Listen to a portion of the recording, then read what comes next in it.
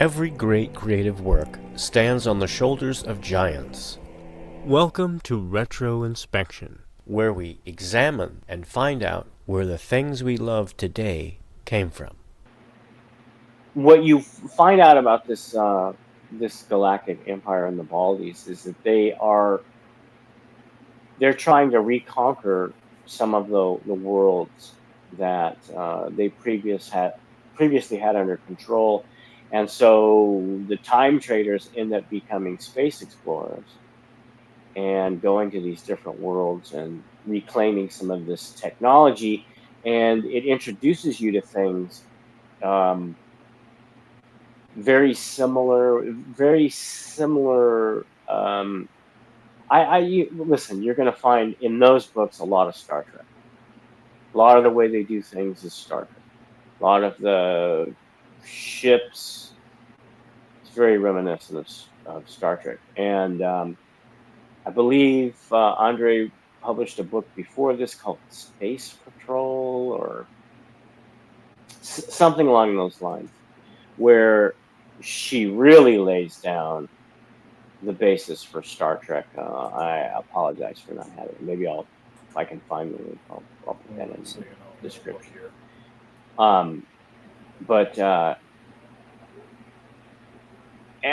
almost everything that you see that it becomes identified with Star Trek, you're going to find in her work.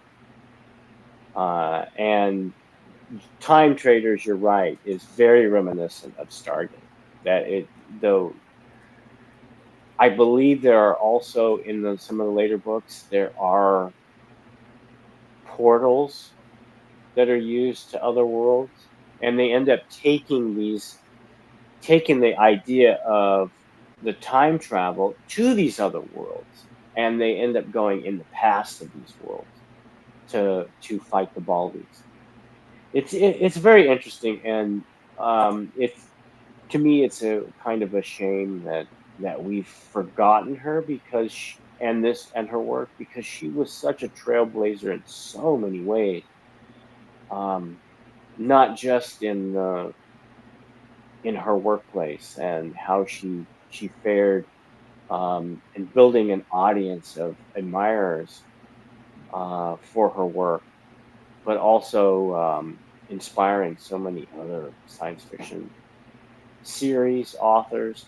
In fact, one of her work ended up becoming a movie series, a very very B grade movie series in the '80s called Beastmaster, that I think bears very little resemblance to her actual work, but it is based on Oh, her. hold on. Her We're talking about the Mark Singer. Yes. Hold on. I gotta check this shit out. Wait. Oh yeah, Beastmaster Yeah. series. Son of a gun. They ended up changing the main character into some sort of Conan the Barbarian type guy, but in her Mark series, Singer, he worked out a lot by the standards of 40 years ago. well, right, but one of the things that I think that she pioneers in her work. Now, I am everything is always borrowed from someplace, right? So she found inspiration somewhere else. But in my mind, she really popularized this, and we've talked about it before, this idea of uplifting. And uplifting, we talked about it with the Linsmen and how the Arisians uplifted humanity, and they're warring. The people they were at war, the empire they were at war with, did the same to other races. Well, what she takes that idea, where she takes it is with near human, with she allows her characters to gain, say, telepathic traits, and those traits are passed on and you'll find this in one of her in one of the sequels to Time Traders, is where she has a character who has telepathy or is given telepathy, and then these animals are given the same trait. So there's human and animal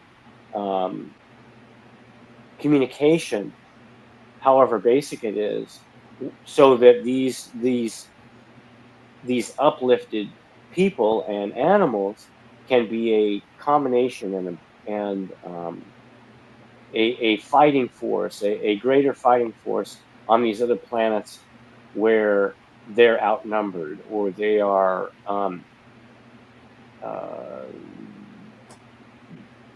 where the terrain or the fauna is too difficult, too different, and humans need the special abilities of other animals. And so she really brought that to the fore, and I think that's where Beastmaster came in.